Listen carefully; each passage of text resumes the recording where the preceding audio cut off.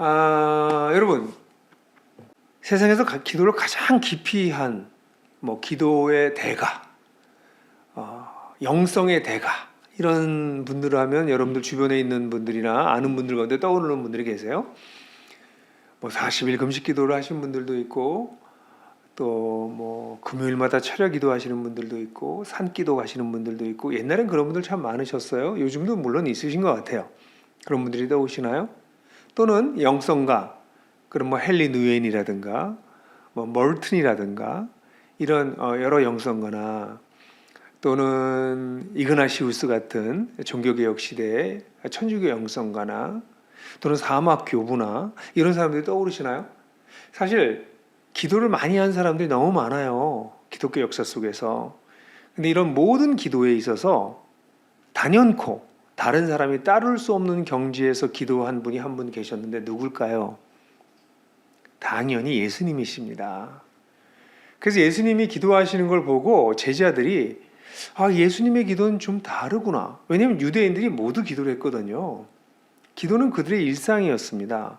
근데 예수님이 드리는 기도가 너무나 달라 보였습니다. 그래서 제자들이 예수님께 기도하는 법을 가르쳐 주십시오라고 누가복음에서는 얘기하고 있습니다. 그리고 마태복음에서는 이 주기도문, 예수님께서 가르치신, 주님이 가르치신 기도가 산상수훈의 한 가운데 있습니다.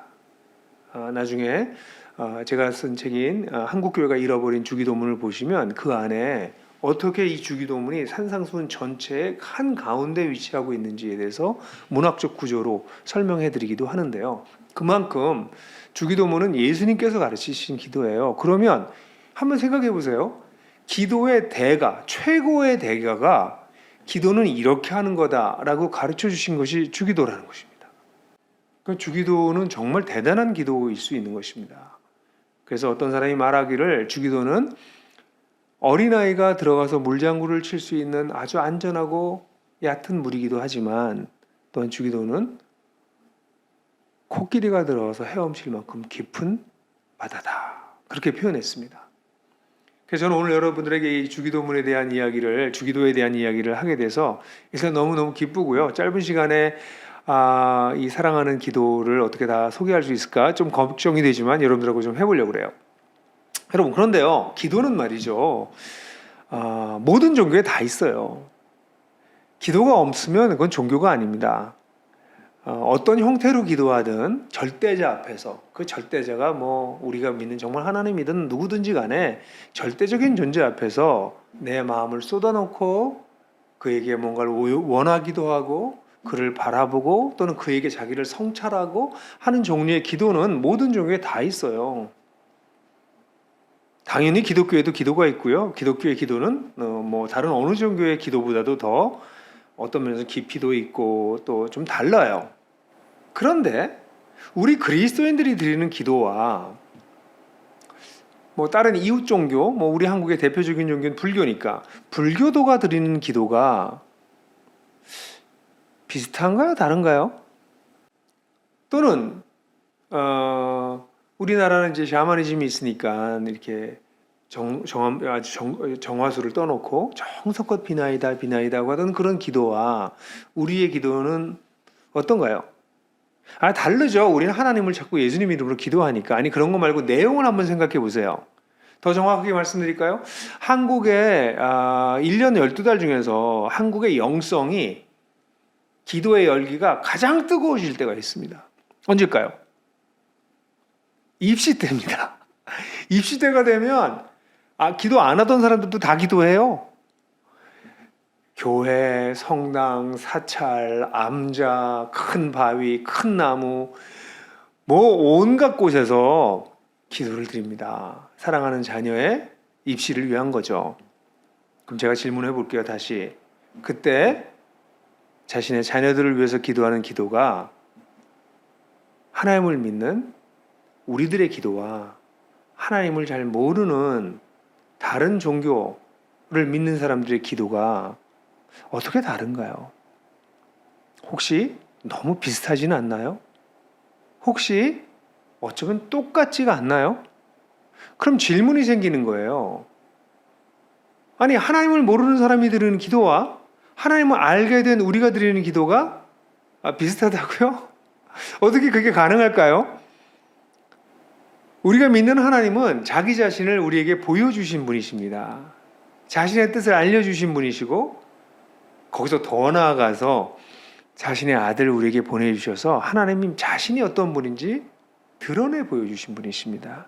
거기다가 그 아들이신 예수님께서 오셔서 하나님과 긴밀한 관계를 가지시면서 기도를 드리고 너희는 이렇게 기도해라 하고 가르치신 기도가 주기도입니다. 그런 기도를 배우고 그렇게 기도를 드린 분을 본 우리 그리스도인들이 기도를 배운 적도 없고 기도를 어떻게 드리는지 그 본을 보여준 사람도 없는 종교를 믿는 사람들과 기도가 똑같다면 이건 좀 문제가 있는 것일 수 있죠. 어떠세요? 한국 교회가 제가 주기도문을 잃어버렸다라고 얘기하는 이런 발칙한 표현의 책을 쓴 이유는 주기도의 원래의 뜻을 상실하고 주기도문을 외우기 때문이에요. 제가 옛날에요 신학교 간다고 그래가지고 학교 졸업하고 난 다음에 신학교 시험을 볼 때 주기도문을 외워쓰라고 그랬습니다. 제가 잘 외웠었어요. 근데 그날 가서 시험을 봤던 우리 전도사가 되려고 했던 신학생 후보생들이 이 토시가 틀린 사람들이 있었습니다. 목사님들한테 무지무지하게 혼났어요. 주기도문도 똑바로 못 외느냐.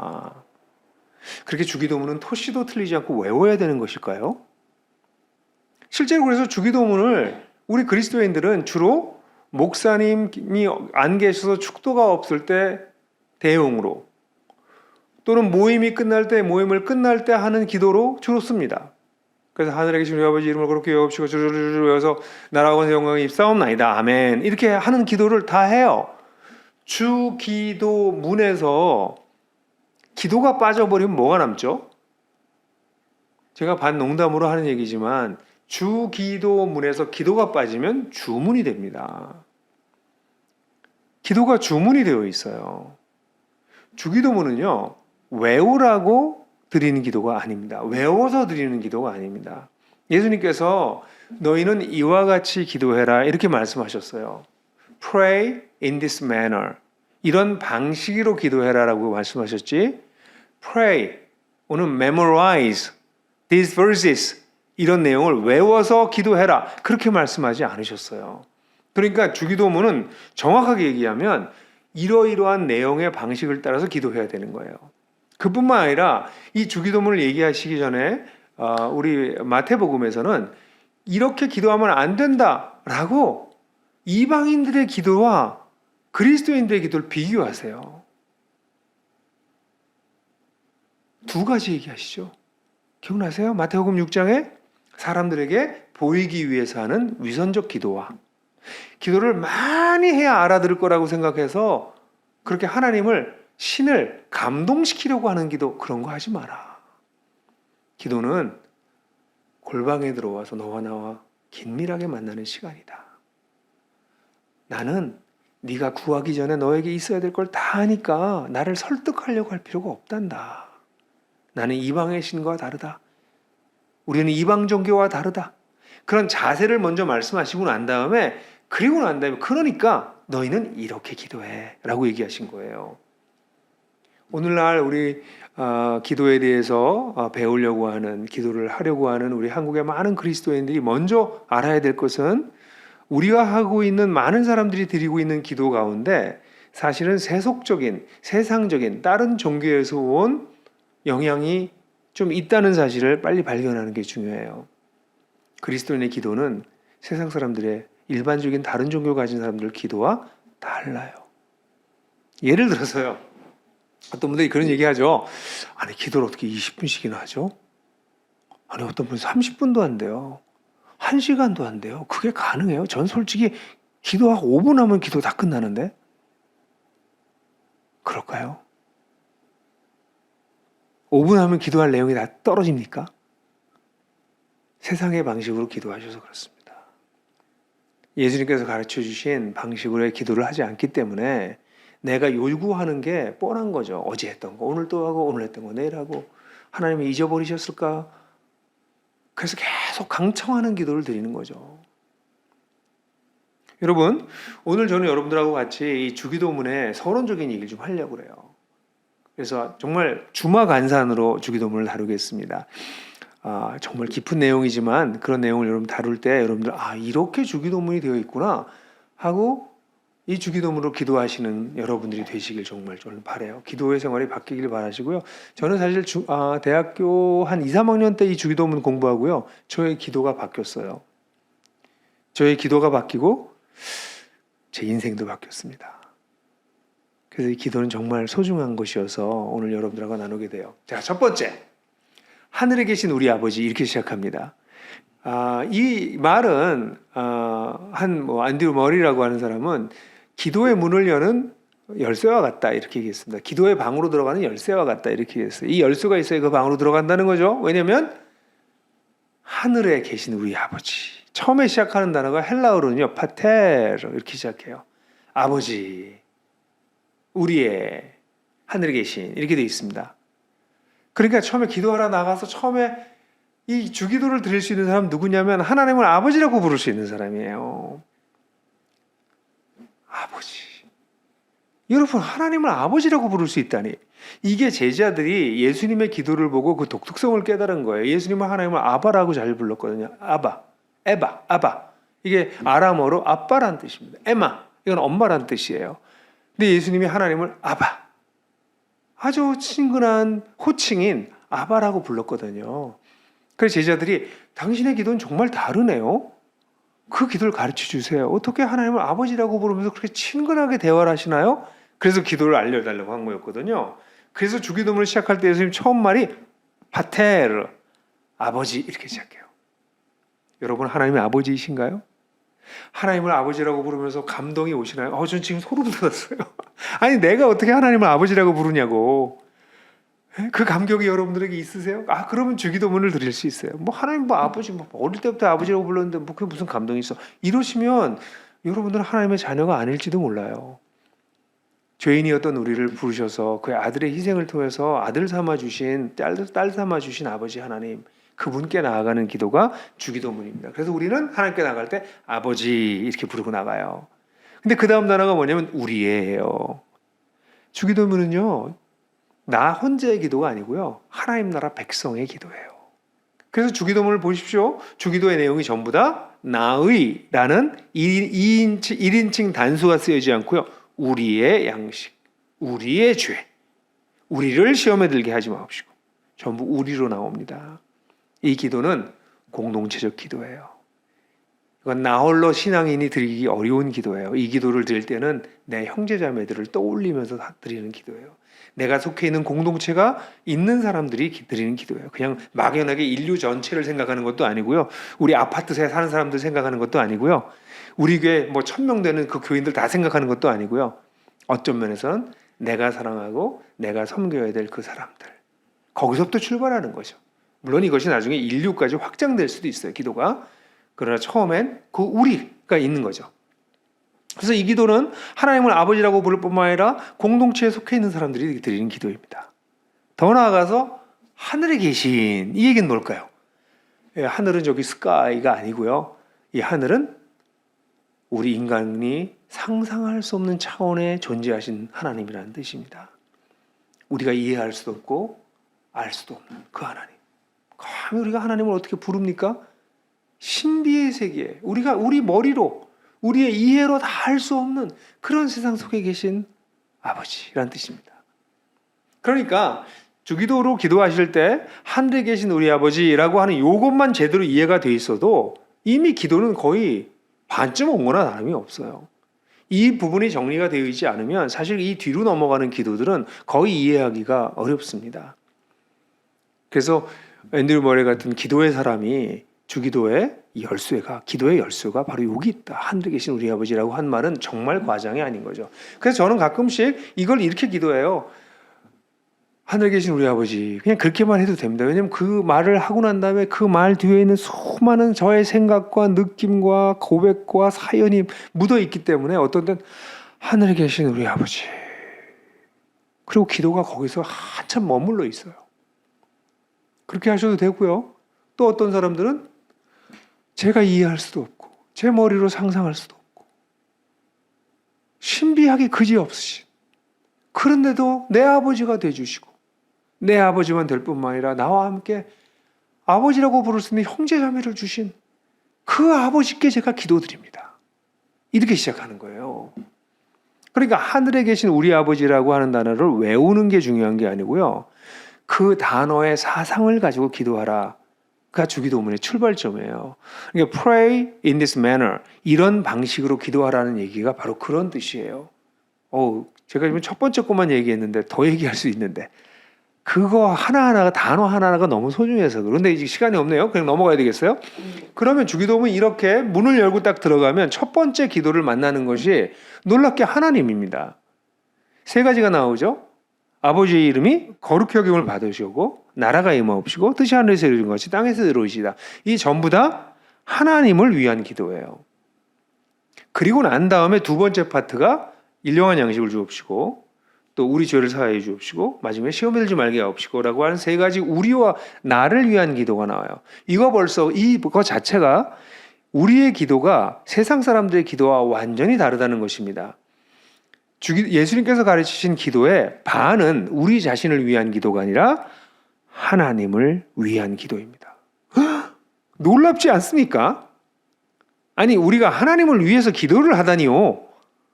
근데 이게 기독교 기도에 이게 성경의 기도, 예수께서 가르치신 기도가 세상 사람들의 기도와 완전히 다른 부분이에요. 첫 번째, 하나님의 이름을 위해서 기도합니다.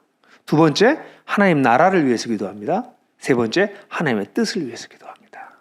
그래서 저는 그걸 하나님 나라의 왕을 위한 기도, 하나님 나라의 도래를 위한 기도, 하나님 나라의 동역을 또는 하나님 나라의 사역을 위한 기도, 하나님 나라의 동역을 위한 기도, 이렇게 셋으로 나눠서 설명하죠. 하나씩 얘기해 볼까요? 하나님의 이름이 거룩히 여김을 받으시오며, 하나님의 이름은요 여러분 거룩해요. 좀 이상하지 않으세요? 왜 하나님의 이름 거룩하세요? 제 아내가요, 제 아내나 딸이 오늘 이쁜 걸 이러면 우리 아내나 딸, 우리가 아니에요. 여기서는 저예요. 저의 아내나 딸은 꼭 그럽니다. 뭐다? 이쁜 걸이 아니다. 뭐다? 원래 이쁘다. 그렇게 얘기해요. 오늘 이뻐 보이는데 이런 말 했다면 아주 혼나거든요. 근데 하나님은요, 제 아내나 딸이 이쁜 거랑 비교되지 않게 그냥 하나님의 본질 자체가 거룩이세요. 거룩한 분한테 거룩히 여김을 받으시면 이게 무슨 뜻일까요? 이 얘기는 이 땅에서 하나님이 하나님으로 여겨지지 않고 있는 현실을 반영하는 것이에요. 하나님의 이름을 거룩하게 하지 않는 사람들, 하나님의 이름을 거룩하게 하지 않는 사회와 문화, 그러나 더 무엇보다도 하나님의 이름을 거룩하게 할 수 있는데도 불구하고 그렇게 하지 않고 있는 사람들에 대한 회개의 기도가 하나님 앞에 나아갈 때 나아가는 기도죠. 그러니까 이 부분에서 사실은 회개가 많이 일어날 수밖에 없죠. 여러분, 세상 사람들은요 하나님을 거룩하게 생각하지 않아요. 하나님 대단하게 생각하지 않아요. 하나님을 점점점 무시하는, 하나님을 깎아내리는 것이 오늘날, 깎아내리는 정도가 아니라 무시해버리는 게 이 시대의 문화예요. 그런데 하나님의 이름이 거룩히 여김을 받지 못하게 되는 것은 하나님의 백성들 때문입니다. 그래서 우리 구약 성경을 보면 하나님의 이름이 이방인들 가운데 더럽힘을 당한다 라는 말이 나오잖아요. 하나님의 이름을 거룩하게 여기지 않는 사람들은 이방인들의 그런 문제를 하나님이 개의치 않으세요. 그들은 하나님을 모르기 때문에요. 근데 하나님의 이름을 두신 이스라엘 백성들이 하나님을 모욕하고 하나님과 더불어 세상신을 겸하여 섬기고 거짓 가짜 제사 드리고 피상적으로 하나님을 예배하고 이럴 때 하나님이 모욕당하시는 거죠. 그러니까 첫 번째 우리의 기도는 하나님이 하나님 되게 하는 기도입니다. 그렇지 못할 때 하나님 당신의 이름이 거룩히 여김을 받기를 원하는데 제 삶이 당신의 이름을 더럽히고 있네요. 하나님, 우리 교회가 하나님 당신의 이름을 거룩히 여김을 받으셔야 될 당신의 이름을 더럽히고 있네요. 지금 용서해 주세요. 제 인생이, 우리 교회 공동체가, 한국교회가 당신의 이름을 다시 거룩하게 여길 수 있게 하는 그런 사람들이 될 수 있게 도와주세요 라는 기도가 이런 기도에 나오겠죠. Let God be God. 하나님을 하나님 되게 하라. 이게 이제 첫 번째예요. 그러니까 하나님의 이름, 하나님의 명예가 놀랍지 않으세요? 이것도 사실 놀라운 얘기예요. 하나님의 명예가 우리 손에 달린 거예요. 그래서 이 기도는 하나님의 왕을 위한 기도라고도 말하지만 하나님의 명예를 위한 기도라고도 제가 부르긴 해요. 그 명예를 더럽히는 자들이 누구인가? 사실 주기도문 첫 번째 이것만 가지고도 더 이상 기도가 진척이 안 될 때가 있어요. 너무 마음이 아파서, 너무 괴로워서. 하나님, 어떻게 하면 좋습니까? 이거 어떻게 하면 좋습니까? 그러니까 첫 번째 기도가 하나님의 명예, 하나님의 이름, 하나님 자신을 위한 기도로 시작해요. 두 번째 기도는 하나님 나라가 임하옵시며라는 기도예요. 예수님이 하나님 나라를 주로 가르치셨다는 얘기는 여러분들 잘 아시나요? 예수님의 중심 사상이 하나님 나라예요. 요즘은 하나님 나라에 대한 얘기를 많이 하지만 예수님이 가르치신 하나님 나라는 단순히 마음에 오는 위로나 죽어서 가는 천국은 아니고요. 그것도 포함하지만 많은 사람도 하나님 나라는 하나님의 통치 정도로 생각하는데 하나님 통치만도 아닙니다. 하나님의 통치는 구약에도 있었거든요. 근데 예수님께서 하나님 나라가 가까이 왔다라고 말씀하셨던 것은 예수님으로 말미암아 시작된 새로운 시대와 새로운 하나님의 다스림을 얘기를 해요. 그래서 예수님은 이 하나님 나라를 얘기하실 때 현재의 하나님 나라가 시작됐다. 당신의 오심과 죽으심과 부활을 통해서 하나님 나라가 시작됐다라는 게 예수님의 가르침이에요. 도표를 보시면 아시겠지만 지금 우리 한국 그리스도인들이 믿고 있는 믿음은 우리가 살고 있는 세상 살다가 십자가를 믿고 구원을 얻고 그리고 난 다음엔 세상에 어쩔 수 없이 살다가 죽으면 그때 가서 천국에 가는 이런 그림표예요. 근데 예수님은 이렇게 가르치지 않으셨어요. 이 얘기를 제가 오늘 길게 할 수는 없어요. 근데 여러분들 뭐 유튜브에 보면 제가 하나님 나라에 대해 설교한 강의도 여럿 있고요. 책으로는 청년의 때가 찼다라든가 아까 제가 여러분들 소개해드렸던 풍성한 삶의 첫걸음을 보면 거기에 하나님 나라에 대한 얘기가 매 챕터마다 짧게 나와 있어요. 그 정도는 충분히 이해하고 계셔야 됩니다. 근데 예수님께서 가르치는 하나님 나라는 이렇게 표현할 수 있어요. 예수님이 십자가에 죽으시고 부활하셨을 때 하나님 나라가 시작됐다는 것입니다. 조금 전에 그림표 이거 다시 보세요. 이 그림표와 예수님이 가르치신 이 하나님 나라와의 차이를 보십시오. 하나님 나라가 현재 시작됐다, 이미 시작됐다라는 게 예수님의 말씀이세요. 그런데 우리는 누구예요? 죽으면 천당 가기를 기다리는 사람이 아닙니다. 아까 보았던 첫 번째 그림표 다시 보세요. 여기를 보면 십자가를 믿고 구원받을 때까지 우리는 세상에 그냥 사는 거죠. 그래서 죽으면 천당 가는 거예요. 이 그림표가 아니고요. 예수님이 가르치신 그림표는 바로 이겁니다. 그래서 하나님 나라가 시작됐다는 거. 그 얘기는 뭘까요? 우리는 지금 두 세계에 같이 속해 있어요. 살고 있어요. 이 세상에 살고 있지만 세상에 속하지 않고 이미 시작된 하나님 나라의 백성이 된 것이죠. 그래서 우리는 이 땅을 살면서 뭐 하는 거냐면 하나님 나라가 이 땅에 임하게 되기를 간절히 기다리면서 하나님 나라에 속한 사람답게 사는 겁니다. 하나님 나라에 속한 사람답게. 하나님 나라에 속한 사람답게 살면서 세상에서 어떤 일을 당할까요? 핍박을 받을 수밖에 없어요. 불편, 분리 이런 걸 넘어서 나중에 핍박까지 당해요. 왜냐하면 세상은 하나님을 모르거든요. 여러분 세상에 나가보세요. 하나님 없어요. 하나님 있다고 얘기하고 하나님 있는 것처럼 하고 살면 손해봐요. 그게 당연한 것입니다. 그래서 신약 성경은 끊임없이 인내를 얘기하거든요. 그래서 이 예수님이 가르치신 하나님 나라를 받아들인 사람들은 주 예수여 어서 오시옵소서 마라나타 라는 기도를 늘 드려요. 이 깨진 세상 하나님 빨리 오셔서 심판해 주시고 눈물과 한숨이 없는 새로운 세상을 시작해 주세요. 그래서 하나님 나라의 도래를 간절히 기다리는 것이죠. 사랑하는 자매 여러분, 오늘날 교회 예배와 초대교회 예배가 완전히 다른 것 중에 하나가 뭔지 아세요? 파이프 올겐이 없었어요, 초대교회에. 그런 걸까요? 초대교회는요, 예수님이 다시 오시길 간절히 기다렸습니다. 왜 주일날 후 안식 후 첫날 모였나요? 그날이 주님이 부활하신 날이고 주님께서 너희가 본 것처럼 내가 다시 올 것이라고 말씀하셨기 때문이에요. 초대교회 성도들은 그 예배 자체가 소망하는 예배, 주님이 오실 걸 간절히 기다리는 예배였어요.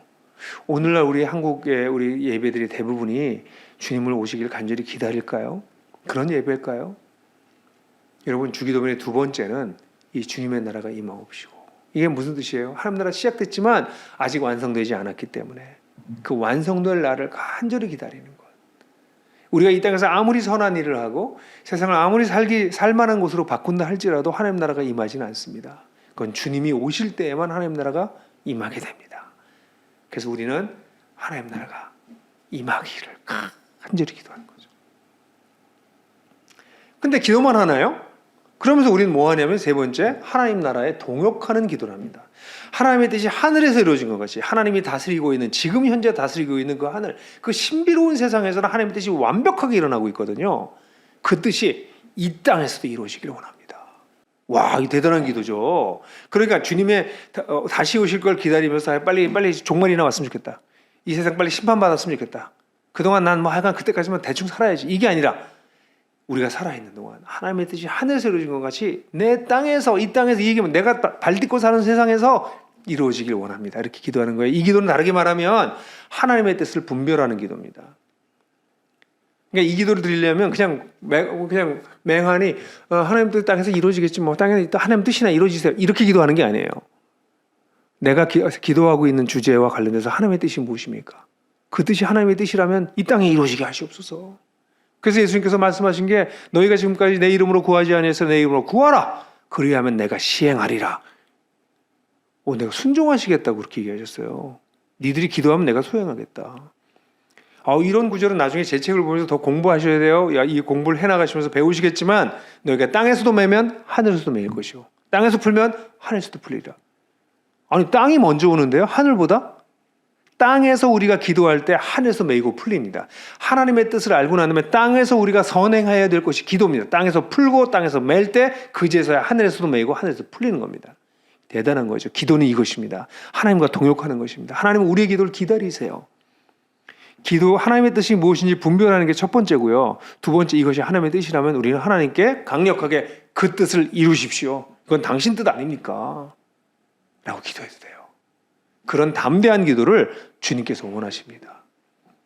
그러니까 지금 하나님을 위한 기도가 세 가지가 나왔는데, 첫 번째 뭐였죠? 하나님의 명예, 하나님의 이름을 위한 기도, 왕의 이름을 위한 기도. 두 번째는 하나님의 나라의 도래를 위한 기도. 세 번째는 그 뜻이 이루어지는 것을 위한 동역의 기도. 이렇게 세 가지가 하나님을 위한 기도예요. 사실은 하나님을 위한 기도이지만 곧 우리 자신을 위한 기도이기도 해요.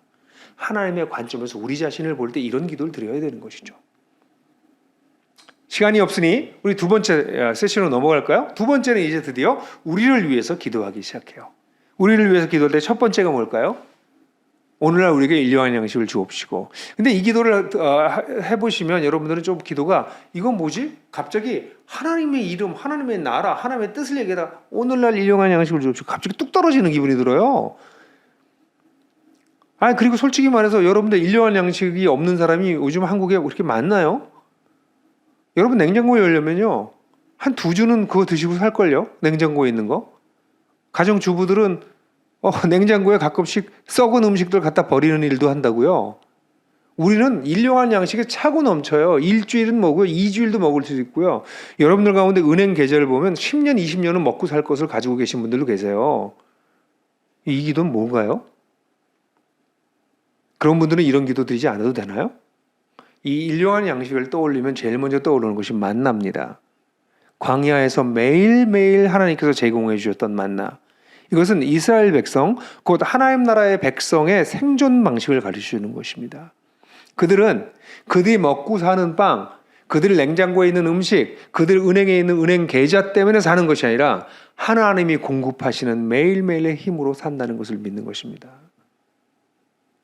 내가 먹는 빵, 내가 자는 집, 내가 누리고 있는 수많은 모든 것이 다 하나님께서 주신 것이다. 이거는 하나님께서 한순간에 가져가실 수도 있어요. 그렇지 않아요, 여러분? 여러분 누리고 있는 게 여러분 거라고요? 세상에. 내일이면 싹 없어질 수도 있는데요. 아니면 그냥 여러분들이 아파서 병원에 들어가 버리시면 여러분들이 가지고 있는 모든 것들이 다 무의미해져요. 하나님 나라의 백성의 생존 방식은 철저하게 매일매일 하나님을 의지하는 것입니다. 그러니 당신이 백만장자든, 당신이 몇십억짜리 아파트를 가지고 있건, 당신이 아파트에 냉장고에 2, 3주 먹을 음식을 가득 가지고 있든 상관없습니다. 우리는 우리의 생명이 하나님께 달렸고 오늘의 삶이 주님께 달렸다는 걸 믿어서, 하나님, 당신이 오늘도 나에게 일용할 양식을 주십시오 라고 기도하는 거예요. 거기다 여긴 또 내가 아니고 또 우리가 나와요. 여기서부터 우리. 그러니 여러분들이 만약 좀 부요한 가운데 계시다면 내 사랑하는 형제 자매들의 굶고 있는 상황이, 어려운 상황에 대해서 모른 척 하실 수 없죠. 나에게만이 아니라 우리에게 주십시오. 주님께서 이런 기도를 하다 보면 그런 마음 주실지도 몰라요. 네가 가진 걸 나누어라. 네가 가진 걸 너보다 잘 사는 사람들을 보면 넌 네가 못 살지.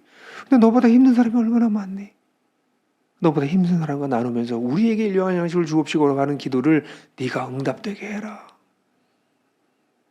하나님 그러실걸요? 이것도 무시무시한 기도죠. 이 기도도. 이게 그래서 제가 이 기도를 공부하다가 어릴 때 처음엔 무슨 기도가 이렇게 갑자기 확 떨어져? 하나님 나라에 얘기하다 일용할 양식은 뭐야 도대체? 나중에 알게 됐어요. 와, 이거 그냥 뚝 떨어지는 게 아니라 엄청난 기도네. 하나님 나라 백성의 생존 방식입니다. 이것이. 그걸 위해서 기도하는 거예요. 두 번째는 우리가 우리의 죄를 용서해 준 것 같이 우리의 죄를 용서하여 주옵시고. 여기서 같이라고 하는 이 단어는 우리가 그걸 했기 때문에, 우리의 죄를 용서했기 때문에, 또는 용서한 만큼 우리 죄를 용서해 주시오, 이런 뜻이 아닙니다. 우리가 우리의 죄를 용서하는 것과 하나님께 용서받는 것은 동전의 양면과 같은 것이어서 둘을 분리시킬 수 없다는 뜻입니다. 그러니까 마치 우리가 하나님의 용서를 받고서 다른 우리 형제자매들에게 용서를 하지 않으면 우리는 용서받지 않은 거나 다름이 없다라는 뜻이에요. 이 두 가지가 밀접하게 관련이 있다는 것을 얘기해 주는 것입니다. 그래서 이 기도는 하나님 나라 백성의 관계를 위한 기도, 평화를 위한 기도라고 말할 수 있어요. 우리가 하나님 앞에 나아가서 기도할 때 나와 관계가 깨어져 있고 내가 용서하지 못한 사람이 있거나 용서받지 못한 사람이 있다면 그런 사람이 없는데 하나님이 나를 용서해 주셨다고 얘기할 수 없다는 것이에요. 그래서 예수님이 이 얘기를 거꾸로 해놨습니다. 하나님이 너를 용서하신 것처럼 너희들도 서로 용서하고, 이렇게 얘기하지 않으셨어요. 우리가 나가서 하나님께 기도할 때 하나님 우리가 용서하신 것처럼 우리 용서했잖아요. 왜? 하나님 우리를 용서하셨으니까. 이런 기도입니다. 그래서 사랑하는 형제자매 여러분, 이 기도를 드리실 때 여러분들 가운데 불화한 사람들이 있을 때 그것이 여러분들이 잘못한 것일 수도 있고 또는 공격을 당했을 수도 있겠죠. 그것을 용서하는 기도를 하는 것이 필요합니다. 이 기도를 나올 때 떠올리는 사람이 있으면 그 사람을 위해서 중보하십시오. 그게 기도예요. 근데 여기서 한 걸음 더 나가요. 이거는 사람과 사람 사이에서 갈등이 생겨 있을 때, 우리 공동체 안에서 갈등이 생겨 있을 때 그들이 서로 용서할 수 있게 돕는 일까지 포함합니다. 평화를 이루는 자는, 화평케 하는 자는 하나님의 자녀라 불리움을 받을 것이며. 다시 말해서 이 기도를 드릴 때는 우리 공동체 안에 불화한 자들이 화평할 수 있게 도와주십시오. 제가 그들을 화평케 할 수 있도록 지혜롭게 말하고 행하고 서로 사랑할 수 있게, 사랑을 회복할 수 있게 도와주십시오. 그래서 이것은 하나님 나라 백성의 관계를 위한 기도입니다. 진정으로 하나님께 용서를 받았다면 형제 자매들을 용서하는 삶, 평화를 이루는 삶을 살자. 그걸 위해서 기도하는 거죠. 오늘날 우리 한국 교회에 깨어짐이 참 많잖아요. 분열이 많잖아요. 그죠? 이 기도를 드릴 수 있어야 되겠죠. 그죠? 이 기도 앞에서 무릎 꿇어야 되겠죠. 내가 주님께서 나를 용서하셨는데 내가 저 사람을 용서하지 못하다니 그럴 수가 있겠는가? 그로 말미암아 교회가 깨진다고요? 있을 수 없는 얘기죠. 그러니까 하나님의 이름이 더럽힘을 당하는 거죠. 여러분, 이 기도 굉장히 중요한 기도예요. 그래서 가까이에 있는 사람부터 용서하고 화평케 되고. 그래서 제가 아는 한 자매는 어느 날 저한테 그 메일을 보내가지고, 좀 오래된 일인데 메일을 보내가지고, 목사님, 제가 주기도문의 5번째 기도 제목이 이제 저에게 거의 온전하게 이루어졌습니다. 제가 용서 못하던 사람이 있었어요. 근데 제가 지난주에 그 사람을 정말 완전히 용서했습니다. 지금 현재 저는 용서해야 될 사람이 없어진 상태가 됐습니다. 너무 소중한 일이죠. 5번째 기도가 제 삶에 응답됐습니다. 물론 이제 그분도 또 이제 용서 받을 일은 있을지 모르겠어요. 용서할 일은 끝났는데 용서 받을 일이 있다면 그것도 잘 정리해야 되겠죠. 어쨌든 5번째 기도는 이런 것입니다. 그다음에 마지막 6번째 기도는 무엇인가요? 마지막 6번째 기도는 뭐예요? 시험에 들지 말게 하옵시고 악에서 구하옵소서. 우리를 시험에 들지 말게 하옵시고. 여기 시험이라고 하는 거는 우리를 테스트하는 겁니다. 사단은 우리를 끊임없이 테스트해요. 사실 사탄은요, 별 존재가 아닙니다. 우리를 약간 이 시각을 흔들리게 만들어버려요. 우리를 속여요. 사단은 힘이 별로 없어요. 여러분, 속지 마세요. 사단의 힘을 너무 강조하는 사람들은 조금 이상한 사람들이에요. 사단은 우리 주님 옆엔 근처에 가까이 오지도 못해요. 근데 그들이 하는 건 우리를 속이는 겁니다. 유혹하는 겁니다. 그래서 쓱 지나가요. 그럼 그걸 따라가서 잡을 때 그것이 시험에 드는 거예요. 루터가 그랬을걸요. 당신의 머리 위로 새가 지나가는 것은 막을 수 없다.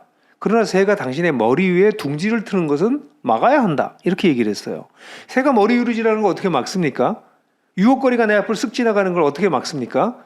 그런 유혹거리가 들어왔을 때 그 속에 탐닉해서 들어가는 것이 시험받는 것입니다. 머리에 새가 와서 둥지를 쌌는데 가만 놔두는 게 시험 드는 겁니다. 그러니까 마음에 그런 유혹거리가 드는 것을 들지 말게 하옵시고가 아닙니다. 시험에 들지 말게 하옵시고라고 하는 것은 그 유혹을 받았을 때 그 유혹을 이겨낼 수 있게 해주십시오. 거기에 따라가지 않게 해주십시오라는 뜻이에요. 여러분들은 특별히 여러분들 이렇게 쓱 지나가면 마음을 훅 뺏어가는 것들이 뭐가 있으세요? 사람마다 달라요. 또 남녀가 약간 특성이 있는 부분이 있어요. 특별히 약한 부분이 있습니다. 그런 부분이 여러분을 사로잡게 하지 마십시오. 거기 탐닉하지 마십시오. 그건 늘 지나가는 겁니다. 지나가면 지나가게 하십시오. 머리로 날아가면 날아가게 하십시오. 그러나 거기에 빠져들지 마십시오. 그 기도예요. 그래서 이 기도를 드릴 때는 우리가 일종의 사단과 전쟁하는 것인데 내가 잘 받는 유혹에 대해서 잘 이해하고 하나님 저는요. 저는 성적으로 너무 약해요. 하나님 저는 유혹을 너무 잘 받아요. 제 마음을 지켜주세요. 제 마음만 지켜주시는 것이 아니라 그런 유혹을 빠셔서 그 다음에 그걸 탐닉하려고 할 때 그걸 막을 수 있는 길도 깨닫게 해주세요. 거기서 또 우리라고 나오잖아요. 그럼 그때 우리 형제들과 함께 싸울 수 있도록 저에게 영적 동반자를 주세요. 이런 기도가 이 유혹에 대응하는 기도인 거죠. 하나님 저는 돈 때문에 너무 걱정이 많아요. 돈만 많은 사람만 보면 배가 아프고요. 저의 경제적인 생활을 보면 염려가 막 들어요. 하나님 그런 게 생길 때마다 제가 두려워하지 않고 제가 있는 것에 자족하는 법을 배우게 해주세요. 질투로 제 마음이 흔들리지 않게 해주세요. 오히려 저보다 더 가난한 사람을 바라보고 그를 도울 수 있는 일을 위해서 더 열심히 노동하게 해주세요. 이런 기도죠. 여러분의 약점은 무엇입니까? 사단은요, 여러분들의 약점을 집요하게 공격할 거예요. 슬슬슬 보여주는 거예요. 그럼 이런 기도를 준비가 안 된 사람은 보여줄 때마다 휙 빠지는 거죠. 휙. 사단이 그래서 사실은 영적으로 어린 자들을 다루기가 되게 쉬워요. 그냥 하나만 툭 던지면 그냥 넘어가거든요. 제가 책에도 그런 얘기했지만 사탄은 뭐 별로 이렇게 어렵지 않게 우리랑 싸워요. 잽만 해요, 잽. 여러분 권투할 때 잽 있잖아요, 잽. 툭툭. 근데 이렇게 막으면 안 맞는데 늘 이러고 나가거든요. 탁 맞아요. 코피가 쭉 나. 그럼 정신 차리고 가드를 올려야 되잖아요. 근데 너무나도 많은 그리스도인들이 시험에 들게 마옵시고라는 기도를 잘 안 드리기 때문에 또 이렇게 내리고 내려가요. 이렇게. 그럼 사단이 와서 또 한번 툭 쳐요. 그럼 코피도 쭉 나요. 밤낮 깨져. 똑같은 데서. 잘 보세요. 넘어지는 게 여러 군데서 넘어지지 않습니다. 비슷한 데서 계속 넘어집니다. 사단의 전략적 요충지죠. 가드를 올리십시오. 그게 시험에 들지 말게 하옵시고 궁극적으로는 악에서 구하옵소서. 이거는 그냥 악이라고도 할 수 있고 악한 자라고도 번역할 수 있는데 저는 악한 자라고 번역하고 싶어요. 왜냐하면 이 모든 시험의 뒤에 그냥 모호한 악의 개념이 아니라 악한 자가 있기 때문에 그 악한 자와의 싸움에서 끝까지 이기게 해주십시오. 그리고 요한계시록에 나와 있는 중요한 구절이 뭐죠? 이기는 자. 기억을 하시나요? 그래서 이기는 자가 되게 해주십시오. 악한 자에게 굴복하지 않게 해주십시오. 궁극적인 싸움. 그래서 이 마지막 기도는 영적 전투와 관련된 기도예요. 그것도 우리가 함께. 그래서 이런 기도를 드리실 때 혼자 나 개인적으로 영적 이런 여러 가지 유혹으로부터 이기게 해주십시오라고 하는 기도를 넘어서서 형제 자매들이 함께 서로의 약점을 나누고 이럴 때 나는 공격을 너무 잘 당해요. 이런 유혹이 너무 많아요. 이걸 위해서 같이 기도해 주세요. 그래서 하나님 저 형제가 저 시험에 빠지지 않게 해주십시오. 그런 기도를 드려야 돼요. 근데 요즘 교회에서 모여서 부동산 얘기하고 부동산 투자 얘기하고 돈을 얼마 벌었네 이런 소리들 하고 있어요. 그런 데가 있대요. 없길 바래요. 서로 탐욕을 이야기하는 시험에 넘어가 버린 거죠. 자신에게 주신 축복이 있다면 만약에 여러분들 부동산 때문에 돈을 벌었다면 이걸 가지고 어떻게 가난한 자들에게 나눌까를 얘기하는 데가 교회 공동체가 돼야지. 그죠? 그래서 이 기도가 우리 공동체를 지켜주고 나를 지켜주는 영적 전투에서 이기게 하는 기도입니다. 그러니까 하나님을 위한 기도가 3개가 있었잖아요. 그 하나님을 위한 기도가 3가지가 있고 난 다음에 그 다음에 따라 나오는 우리 자신을 위한 기도도 이게 만만치 않은 기도죠. 그리스도의 생존 방식을 위한 기도. 우리는 이렇게 삽니다. 우리는 하나님만 의지합니다. 그러니까 아침마다 이 기도 드리는 거죠. 하나님, 제가 오늘도 월급 봉투 받는데요. 저 연봉이 얼만데요. 하나님, 그게 저를 지켜주지 않습니다. 지금 제가 이번에 아파트 새로 사가지고요. 드디어 제 집 장만했는데요. 주님, 그게 저를 지켜주는 게 아닙니다. 주님, 오늘 참 건강하고요. 제 몸이 상태가 좋은데요. 하나님, 이것도 언제 날아갈지 모릅니다. 나이 드는 게 맞고요. 병드는 게 어느 날 병들어 죽는 게 맞고요. 그냥 하루하루 당신이 주시는 힘으로 삽니다. 그걸 정말 깊이 알고 하나님 앞에 일용할 양식을 주셔서 감사합니다. 그게 첫 번째, 자신을 위한. 두 번째, 평화의 관계, 샬롬의 관계. 모든 사람들과 화해하고 용서하는 관계, 화평케 하는 자의 관계. 하나님, 내가 그런 사람 되게 해주십시오. 제 인생에도요, 제가 용서를 받지 못하고 용서하지 못한 사람이 한둘 있어요. 이제 기도할 때마다 여기에 걸려요. 근데 어떤 관계는 끝까지 용서를 할 수 없거나 용서를 받을 수 없는 관계도 있을 수 있어요, 인생에. 하나님 앞에서 하나님, 이게 저의 한계입니다. 그럴 수 있는 부분이 있을지도 모르겠어요. 그러나 하나님, 나의 삶에 전반적으로 용서하고 용납하는 화평케 이루는 삶을 살게 해주십시오. 그런 기도를 드리는 거죠. 그리고 마지막으로는 치열한 영적 전투. 근데 그게 그렇게 어려운 싸움이 아니라는 걸 꼭 기억하세요. 사단은 우리를 그냥 유혹할 뿐입니다. 그 싸움에서 이기게 해주십시오. 이런 기도가 우리 자신을 위한 기도예요. 여러분, 어떻게 생각하세요? 이 기도 정말 다르지 않습니까? 세상 사람들이 하는 기도랑 같다고 생각하세요? 그래서 이렇게 어마무시한 기도를 드리기 때문에 맨 마지막에 대개 나라와 권세와 영광이 아버지께 영원히 있습니다라고 하는 것은 사실은 원문에 가장 오래된 사본에는 있지 않아요. 이 부분은 후대 교회가 이걸 일종의 이 주기도문을 가지고 찬양을 하고 뒤에 이게 후렴 쪽으로 썼을, 또는 이렇게 노래를 부른 반대쪽에서 답송으로 썼을 부분이다라고 보여지는 부분이에요. 근데 이 부분이 성경에 그래서 겹괄호로 돼 있어요. 근데 저는 이게 굉장히 중요하다고 봅니다. 왜냐하면 나라와 권세와 영광이 아버지께 있겠습니다. 이렇게 담대한 기도. 어떻게 감히 인간이 하나님을 아버지라고 부르고 하나님의 이름과 하나님의 뜻과 하나님의 나라를 위해서 기도하고 우리의 생존 방식이 당신에게 완전히 들렸고 완벽한 평화를 원하고 우리 영적 전투를 싸울 거예요. 이런 기도를 하냐고요. 그건 담대한 기도입니다. 이런 담대한 기도를 드릴 수 있는 근거가 이 마지막 구절에 있어요. 이것은 기도의 문을 닫고 나오는 것과 비슷해요. 나라와 권세와 영광이 아버지께 속했습니다. 이런 뜻입니다. 나라, 미국이 이 세상을 지배하지도 않고요. 중국이 지배하지도 않아요. 이 나라는 하나님께 속했습니다. 권세, 세상에 권세가들이 많은데 그들이 세상을 지배하는 것이 아닙니다. 참된 권세는 당신께 있습니다. 나라와 권세, 영광. 세상에 유명한 사람들, 연예인 이런 사람들의 영광이 아닙니다. 진정한 영광은 하나님께만 있습니다. 모든 것이 궁극적으로 당신의 것입니다라는 걸 고백하는, 그래서 이렇게 담대한 기도를 드립니다. 그런 기도입니다. 놀랍죠? 이렇게 기도하십시오. 이 요체기도 나오고 요체기도 나오는데요. 뒤에 보면 제가 부록에 주기도문으로 기도하는 예들을 몇 개 올려놨어요. 여러분 아이들을 위해서 주기도문으로 기도하십시오. 하나님, 우리 아들이 그의 생애를 통해서 하나님을 거룩해 하게 하는 삶을 살게 해주십시오. 쭉 중보 기도하실 수 있을 거예요. 그럼 기도의 내용이 자꾸 떠오를 거예요. 여러분들이 주일학교 교사라면 주일학교 아이들을 위해서 주기도문으로 기도하십시오. 여러분들이 결혼했으면 아내를 위해서, 더 나아가서는 여러분이 속한 여러분 교회를 위해서, 우리 교회를 위해서 기도할 때 주기도문으로, 우리 나라를 위해서 기도할 때 주기도문으로, 세계 지금 생태계가 깨져서 엉망이잖아요. 이 깨진 생태계를 놓고 기도할 때 주기도문으로 기도하세요. 주기도문은 모든 걸 기도할 수 있습니다. 저는 주기도문으로 자주 기도합니다. 이 주기도문을 배운 분들이 주일날 공예배를 드릴 때 주기도문의 이 흐름을 따라 기도하는 기도를 들으면 저는 너무 기뻐요. 그렇게 기도하십시오. 여러분들도 모르는 이상한 기도하지 마시고 남의 기도 흉내내지 마시고 이렇게 기도하라고 하신 주님의 가르침을 따라서 기도하는 법을 자꾸 배워가십시오. 그러면 기도 시간이 깜짝 놀랄 만큼 길어질걸요? 정말 길어져요. 왜냐하면 내가 뭘 달라고 기도하는 기도가 아니잖아요. 이 기도는. 주기도문은요, 뭐를 달라고 기도하는 기도가 아닙니다. 달라고 한다면 한 가지입니다. 하나님, 당신을 나에게 주십시오. 이게 기독교 기도의 심오한 부분입니다. 당신 자신을 원합니다.